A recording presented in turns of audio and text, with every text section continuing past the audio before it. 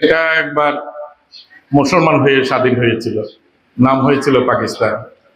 সেই পাকিস্তান রাষ্ট্রে যখন আমাদের অধিকার স্বীকৃত হচ্ছিল না, আমরা অবদমিত হচ্ছিলাম, তখন আমরা আবার বাঙালি হয়ে আবার স্বাধীন হলাম, দুইবার স্বাধীন হলাম।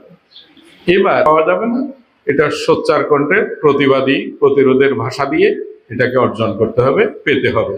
এটা আজ হোক কাল হোক পাইতে হবে, কারণ আমাদের অনাগত ভবিষ্যৎ এই ভূখণ্ডে বড় হবে, নিরাপদ থাকবে এবং জীবন জীবিকা নিয়ে তারা সুখী হবে। এর জন্য আমাদের ত্যাগ স্বীকার করতে হবে। আমি ত্যাগের একটু ধারাবাহিকতা দিই। 47-এ এটা একবার মুসলমান হয়ে স্বাধীন হয়েছিল, নাম হয়েছিল পাকিস্তান। সেই পাকিস্তান রাষ্ট্রে যখন আমাদের অধিকার স্বীকৃত হচ্ছিল না, আমরা অবদমিত হচ্ছিলাম, তখন আমরা আবার বাঙালি হয়ে আবার স্বাধীন হলাম, দুইবার স্বাধীন হলাম।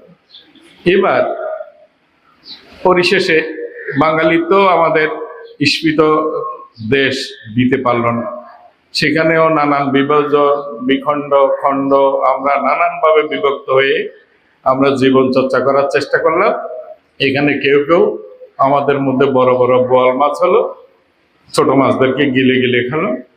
তো পরে পুরা সমাজের মধ্যে একটা নিঃশব্দ এক ধরনের বোবা কান্না সমাজকে পর্যদস্ত করেছে। এই পরিস্থিতিতে আমাদের সামনে আসছে বিগত জুলাইয়ের আন্দোলন। এটা বস্তুত নিজের সাথে নিজের লড়াই।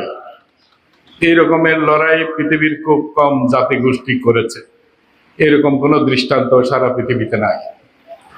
আমাদের সব অধিকার বৈষম্য সবকিছু বিরুদ্ধে আমরা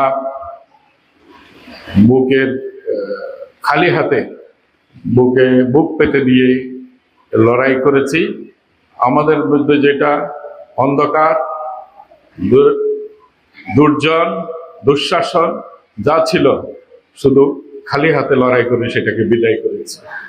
ফলে আমরা এক ধরনের নতুন সমাজ, নতুন দেশ, নিজের দেশ, নতুন দেশ নয়, নিজের দেশ করার একটা সোচ্চার অধিকার পেয়েছি।